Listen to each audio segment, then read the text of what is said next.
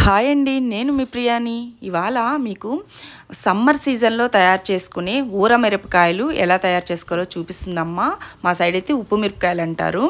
ఇప్పుడు కారం లేనివి వస్తాయండి, ఇంకా కొంచెం లేట్ అయితే కారం ఉండేవి వస్తాయి. ఇప్పుడు మూడో కోత వీటిని కారం లేనివి ఇప్పుడే మనం తయారు చేసుకోవాలి, చూసేయండి. పచ్చిమిర్చి ఈ ఫస్ట్ సెకండ్ కోత కాకుండా మూడోసారి కోసే కాయలు తీసుకోవాలి.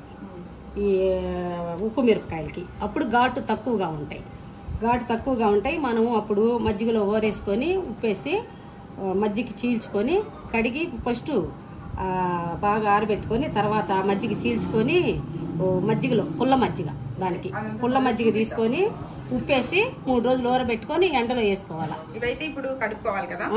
మూడో కోత మిరపకాయలు తీసుకోవాలి, అప్పుడు ఎక్కువ ఘాటు లేకుండా ఉంటాయి. మనం పప్పు కూరలేకి వేసుకుంటే చాలా బాగుంటాయి. ఇప్పుడు కడిగి క్లాత్ మీద ఇట్లా ఆరబెట్టుకోవాలి. ఆరిన తర్వాత మనం వాటిని మళ్ళా పిండి తీసుకొని మజ్జిగ గీసుకొని మజ్జిగలో ఊరేసుకోవాలి. ఇప్పుడు బాగా ఆరిపోయినాయి ఇవి. ఇప్పుడు వీటిని ఘాట్లు పెట్టుకొని మజ్జిగ పోసి పుల్ల మజ్జిగలు ఉప్పు వేసుకొని ఊరేసుకుంటాం. ఇప్పుడు ప్లాస్టిక్ డబ్బా తీసుకొని దీంట్లో పుల్ల మజ్జిగ పోసుకొని కొంచెం ఉప్పు ఎక్కువగా వేసుకోవాలి. ఇవి పేరే ఉప్పు మిరపకాయలు కదా, కళ్ళు ఉప్పు కొంచెం ఎక్కువ వేసుకోవాలి, ఉప్పు బాగా పట్టాలి. ఇప్పుడు మనం వీటికి టిన్ని తీసుకొని ఘాట్లు పెట్టుకోవాలి. మధ్యలో గీత తీసుకొని దీంట్లో వేసుకుంటుండాలి.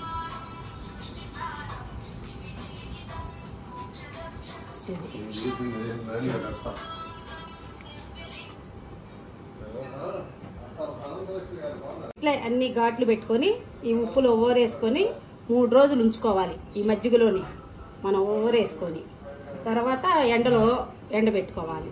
అట్లా 2 రోజులు తీసి ఎండిన తర్వాత మళ్ళీ నైట్కి దీంట్లో వేయాలి.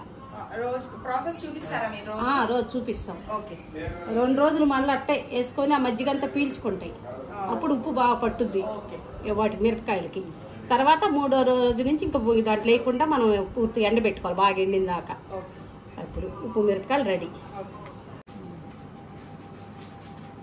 ఇవన్నీ తీసి మజ్జిగలో ఓరేసుకున్నాం.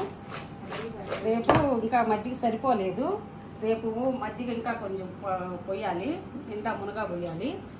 రేపు పోసిన తర్వాత మళ్ళీ చూపిస్తాం.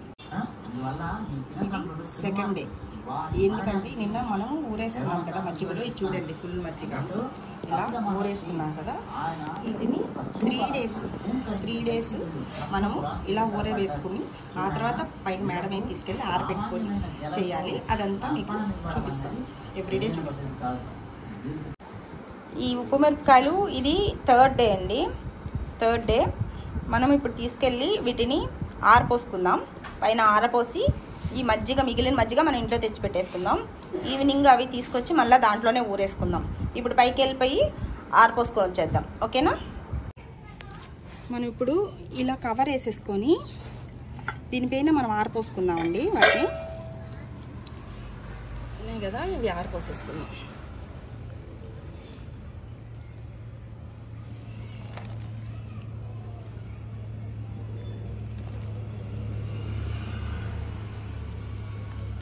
పేపర్ ఇలా ఎగరకుండా ఇలా మనము ఏదైనా రాయిళ్ళు పెట్టేసుకుంటే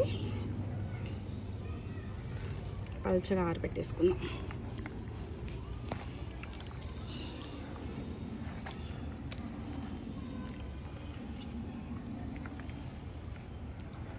మంచి స్మెల్ వస్తుంది.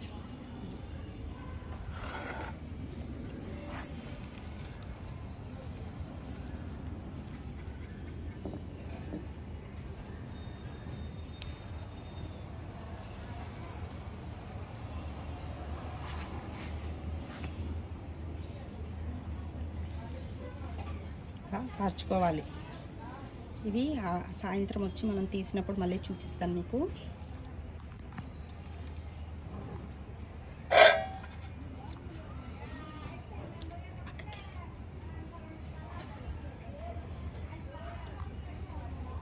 ఈ మధ్య కూడా ఇలా కాసేపు ఎండలో ఉంచేస్తే బాగుంటుంది.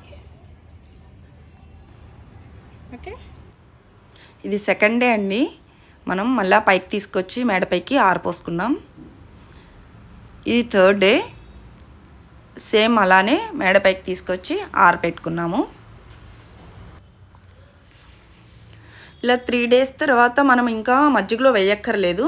ఇలా డ్రైగానే ఆరపెట్టేసుకుంటే మనకి చూసారా ఎంత ఈజీగా భలే ఎండిపోయినాయి. అంటే మంచి సమ్మర్ సీజన్లో చేసుకోవాలి ఇవి. నేను ఇంకా మేడపైకి వెళ్ళకుండా ఇంటి ముందే ఇంకా ఎండబెట్టేశాను. బాగా ఎండిపోయినాయి. ఇంక ఇవి బాటిల్లో స్టోర్ చేసేసుకుంటే మనకి 1 year వరకు వస్తాయి మంచిగా. ఇవి దద్దోజనంలోకి సైడ్ డిష్గా బాగుంటుంది, పప్పుచారులోకి బాగుంటుంది. పప్పు చేసుకున్నప్పుడు కూడా మనం పోపులో వేసుకుంటే చాలా చాలా టేస్టీగా ఉంటాయి. ఇవి చాలా బాగుంటాయండి. మీరు కూడా ఇలానే ట్రై చేయండి. చాలా ఈజీ, బాగుంటుంది. ఈ వీడియో కనుక మీకు నచ్చినట్లయితే లైక్ చేయండి. ప్రియా సూర్య ఛానల్కి సబ్స్క్రైబ్ చేసుకోండి. మరో మంచి వీడియోతో మళ్ళీ కలుద్దాం. అంతవరకు సెలవు. Thank you. Bye bye.